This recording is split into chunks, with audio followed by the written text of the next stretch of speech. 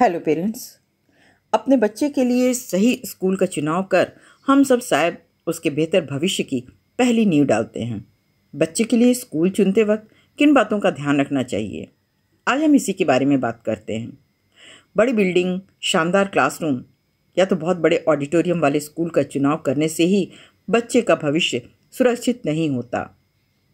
माना कि अच्छे स्कूल में बच्चे का एडमिशन करवाना अब पहले जितना आसान नहीं रहा, पर क्या आपने कभी सोचने की कोशिश की है कि आप जिस स्कूल में अपने नन्हे मुन्ने को भेजने की तैयारी कर रहे हैं वह पूर्ण सुविधाओं से लैस है?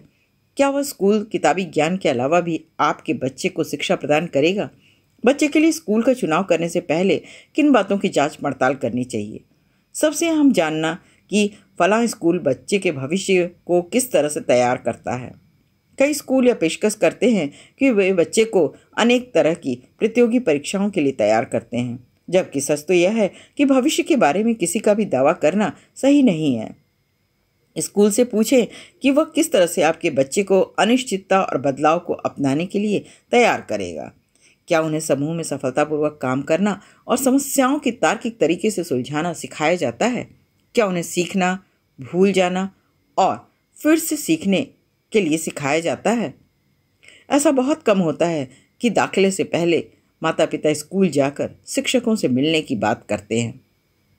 कक्षा के अंदर की पढ़ाई जितनी ज़रूरी है उतना ही ज़रूरी है लैब और खेल में भी समय व्यतीत करना। क्या वहाँ के बच्चों को फील्ड ट्रिप पर ले जाया जाता है? क्या उन्हें विभिन्न क्षेत्रों में सफलता प्राप्त लोगों से मिलवाया जाता है?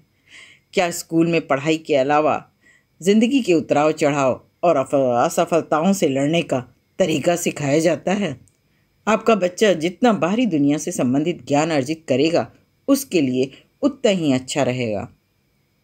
हमारे ज़माने के पुराने बेंच और टेबल की जगह स्कूलों में रंगीन चमचमाती कुर्सियाँ और डेस्क आ गए हैं जो बच्चों की उम्र के अनुरूप बनाए जाते हैं। इन जगहों पर बच्चों को शारीरिक तौर पर चोट लगने का डर तो नहीं रहता, लेकिन क्या आपने कभी स्कूल में बच्चों के भावनात्मक विकास के बारे में सोचा है? इसीलिए एडमिशन से पहले स्कूल से आपका यह पूछना बहुत ज़रूरी है कि वहाँ बच्चों की इमोशनल ज़रूरतों को किस तरह से संभाला जाता है, किस तरह से सकारात्मक माहौल तैयार किया जाता है ताकि कोई भी बच्चा अपनी संवेदनाओं को लेकर कमज़ोर या दुखी ना हो।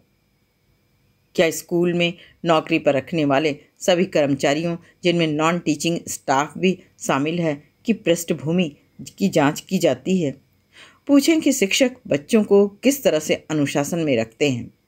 बच्चों की सुरक्षा के लिए वहाँ किस तरह के मापदंड अपनाए गए हैं। संभव हो तो कक्षा की कुछ किताबों को देखें और समझने की कोशिश करें। बच्चे विभिन्न विषयों में क्या पढ़ते हैं, उनके सीखने के बाद आकलन कैसे किया जाता है, क्या अभी भी बच्चों को उनके अंकों से आकलन किया जाता है? इसमें सिर्फ किताबी ज्ञान शामिल है या प्रोजेक्ट, साक्षात्कार, जर्नल आदि भी?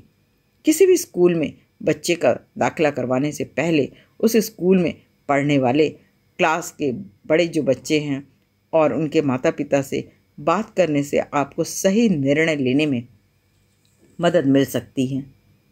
स्कूल में पहले से पढ़ने वाला छात्र स्कूल की खूबियों और खामियों के बारे में आपको सही जानकारी दे पाएगा।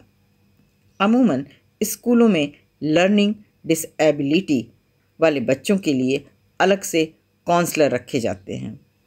जानने की कोशिश करें कि स्लो लर्नर किस तरह से पाठ्यक्रम को पूरा करेगा। क्या उनकी ज़रूरतों के हिसाब से पढ़ाई में बदलाव लाया जाता है? कुछ बच्चे कक्षा के अन्य बच्चों से तेज होते हैं और जल्दी सीख जाते हैं। इन बच्चों को कैसे संभाला जाता है? किस तरह की गतिविधियों या एक्टिविटीज़ को कराया जाता है ताकि सारे बच्चे मिलजुल कर उसमें हिस्सा ले सकें?